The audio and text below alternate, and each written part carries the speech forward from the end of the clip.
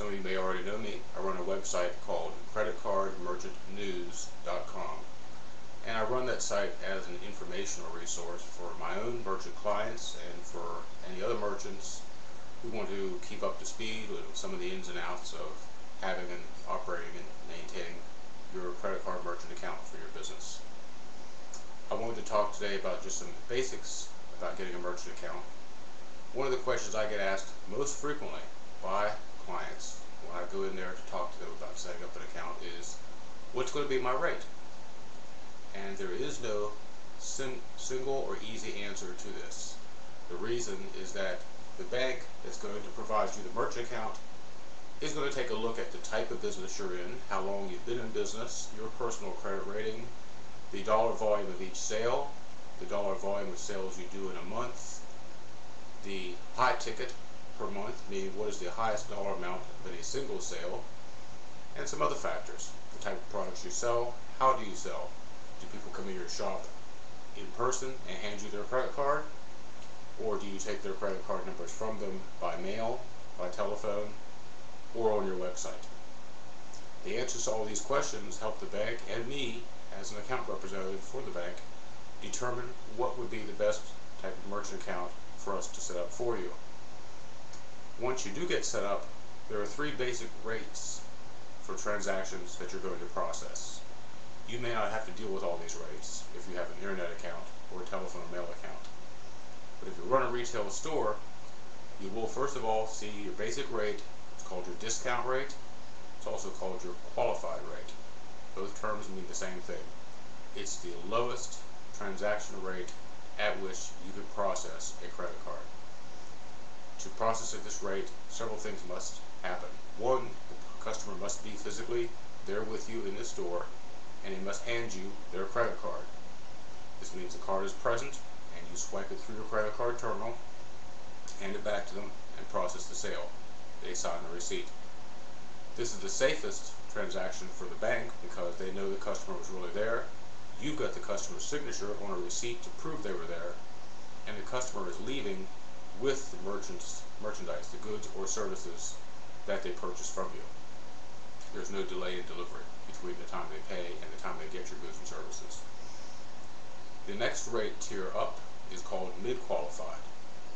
If the customer's credit card that they hand you has a rewards program from their bank, this might be cash back or airline miles. We've all seen these ads on TV for Capital One credit cards. The fact is, 70% of personal credit cards in the country today, and I'm speaking to you in March of 2009, do have some sort of rewards program affiliated with the card. If there's a rewards program affiliated with the card and you accept that card for your transaction, you're going to be charged at what they call mid-qualified rate. This is usually about 1.5% higher than whatever your qualified rate is.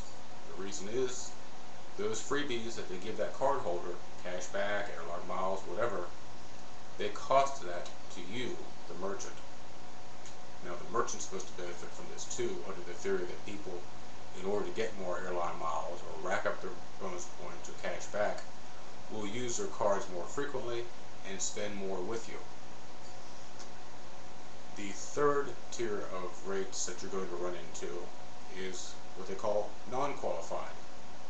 This is usually about 1.8 to 2% higher than your discount rate, your qualified rate. It's the highest rate that you pay. This rate is reserved for two types of transactions in most cases. One is if they are using business cards, corporate cards, or a small business visa, for example. Two is if the card is foreign, in other words from Canada or another country. And then the only other time you'll see this rate is if you key in a transaction into your credit card terminal by hand. If you manually key in transactions for orders you take over the telephone, for example, if you run a pizzeria, the customer calls you on the phone, orders a pizza, gives you their credit card number, you key it in, get an approval, then you bake the pizza and have the driver take the pizza to the customer. That's a manually keyed in transaction. It has the highest fraud risk for your bank. So they are going to charge you significantly a lot more money.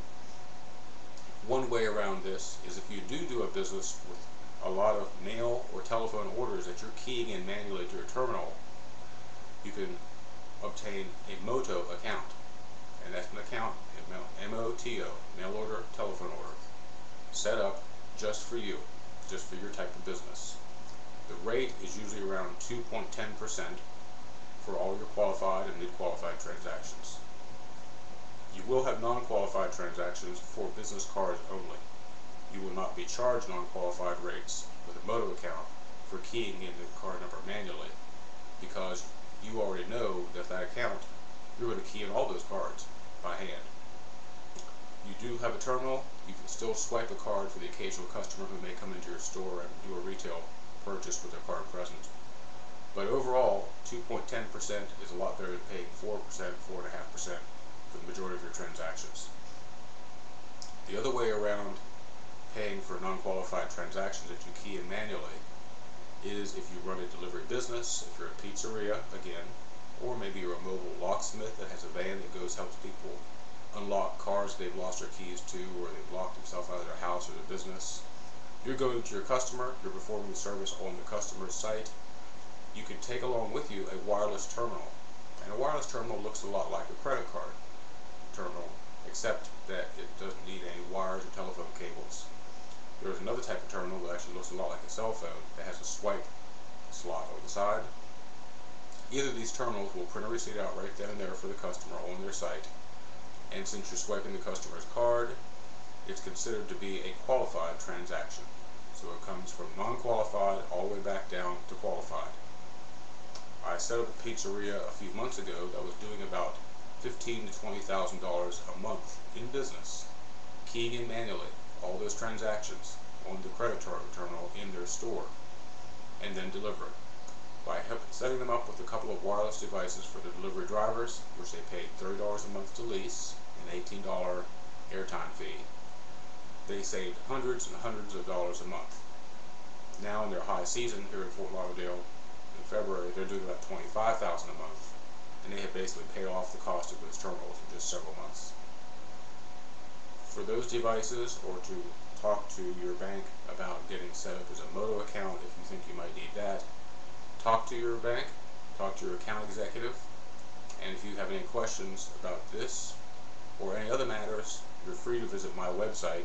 Again, that's creditcardmerchantnews.com, and we have a lot of information resources there for you. We have a blog which I participate in writing almost daily, and if you have any questions beyond that, through my website, you can reach me. Just click on the Contact Us form, and I'll be glad to answer your questions. Thanks for listening today, and I hope this has been a help to you.